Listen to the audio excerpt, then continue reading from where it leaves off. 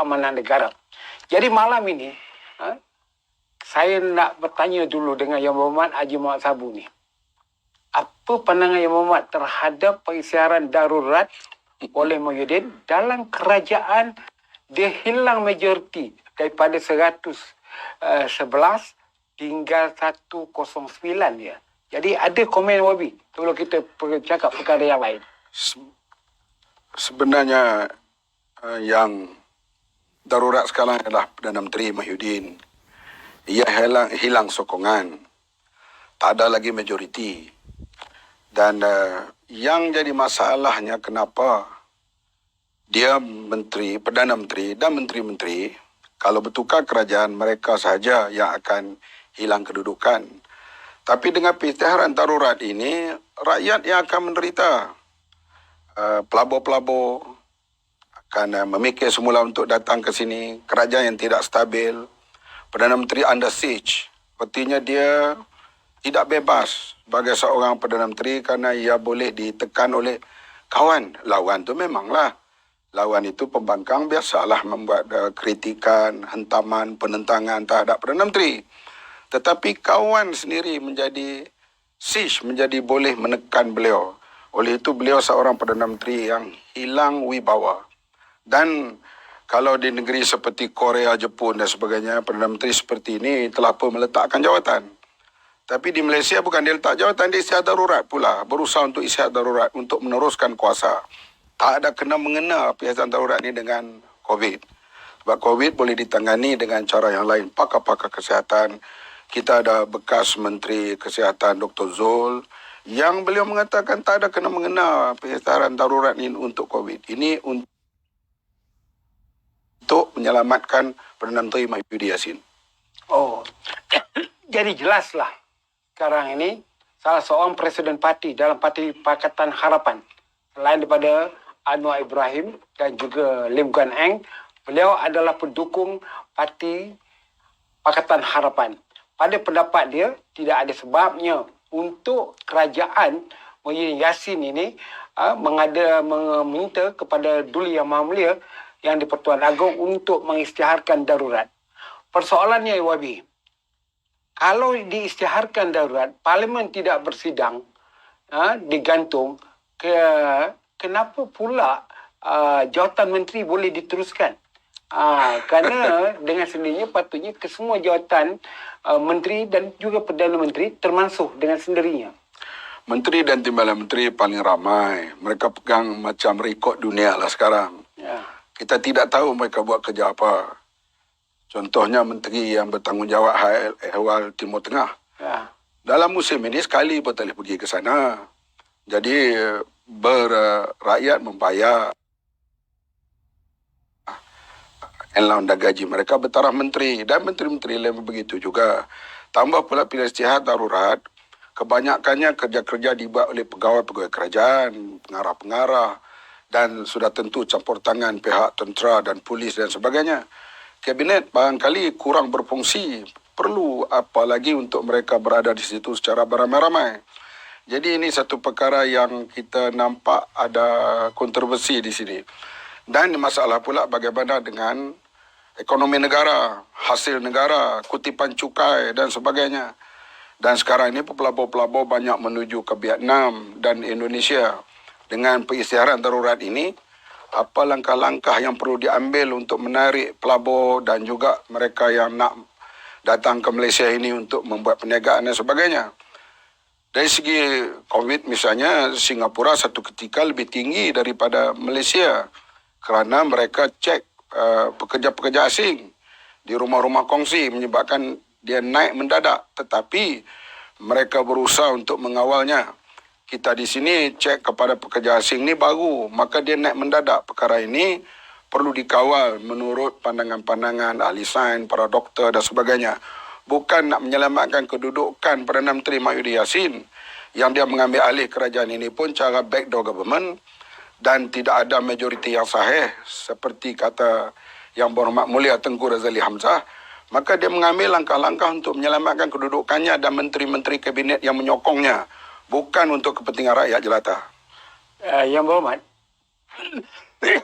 pengalaman saya pernah lalui masa Magran 13 Mei, kabinet tidak berfungsi walaupun ada jawatan Perdana Menteri.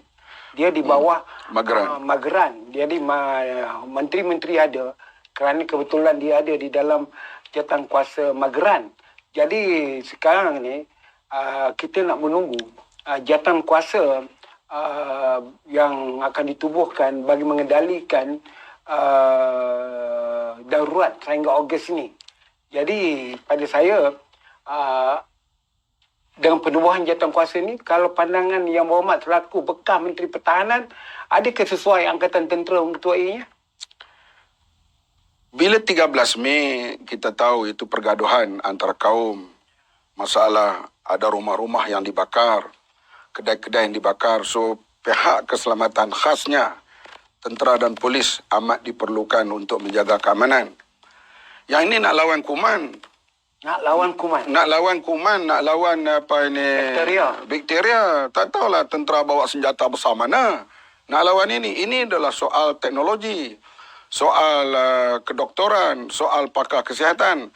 Bentuk darurat ini pun saya tak dapat mencium bau lagi bagaimana. Sebab darurat selalunya kerana malapetaka yang besar, banjir yang tak dapat dikawal, kemarau panjang yang perlu disegerakan bantuan kepada orang kampung, mangsa-mangsa dan sebagainya.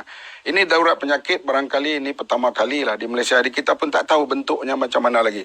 Kalau tentera, sepanjang yang berlaku sekarang ini, tentera digunakan hanya untuk menjaga jalan raya, buat sekatan. Itu bukan sesuai untuk kerja-kerja pihak tentera. Pihak tentera boleh digunakan untuk misalnya projek-projek yang segera untuk dibangunkan, jiwa murni dan sebagainya. Tapi jiwa murni bukan sesuai dalam keadaan COVID ini. Jadi peranan siapa yang nak dimainkan ke hadapan? Sudah tentu tetap dengan peranan doktor, jururawat,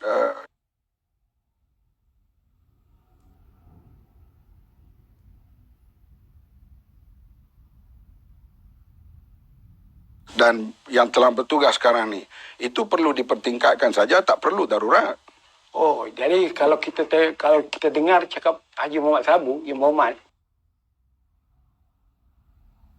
bahawa kalau dia masih Menteri Pertahanan lagi, dia tidak membenarkan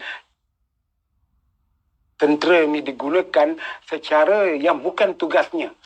Kecuali tugas-tugas yang ada hubung kait dengan soal keselamatan dan tentera itu sendiri. Jadi Yang Berhormat, soalnya sekarang ini, bahawa kerajaan mungkin akan memansuhkan banyak undang-undang kerana mengikut kenyataan Perdana Menteri, dia akan membuat beberapa ordinan, termasuk ordinan jenayah. Jadi perlu ke ordinan jenayah ini dibuat dalam zaman darurat ni? Patutnya mereka kena utamakan ialah Akta Lompat Parti. Akta Lompat Parti. Akta tidak menghormati mandat rakyat. Ini yang menyebabkan negara jadi begini sekarang. Saya sendiri terlibat dalam politik pilihan raya, sudah bertanding 9 kali. Bukan semuanya menang. Bila kita berkempen, kita tengok kehadiran ribu manusia. Bila datang pilihan raya kalah, kita terima.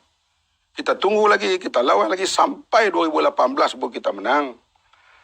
Sekarang misalnya, lepas 2018, BN telah menunjukkan kejayaan demi kejayaan.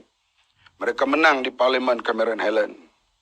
Mereka menang di Parlimen Tanjung Piai. Mereka menang di Kimanis. Kenapa tidak bersabar sikit untuk menang dalam pilihan umum? Bila ambil di tengah jalan secara tebuk atap atau backdoor, inilah akibatnya berlaku sekarang. Kerajaan tidak stabil. Sekejap lagi kena accommodate mereka itu supaya jangan lari. Berilah jawatan-jawatan yang kadang-kadang tidak sesuai pun orang itu untuk pegang dalam JLC dan sebagainya. Semua itu wang negara, wang rakyat. Kelang kabut ini akan berlaku kalaulah sebenarnya Mahyudin diselamatkan dengan coronavirus ini. Kalau tak ada coronavirus ini, bagaimana dia nak perform kerajaan yang begitu kelang kabut ini?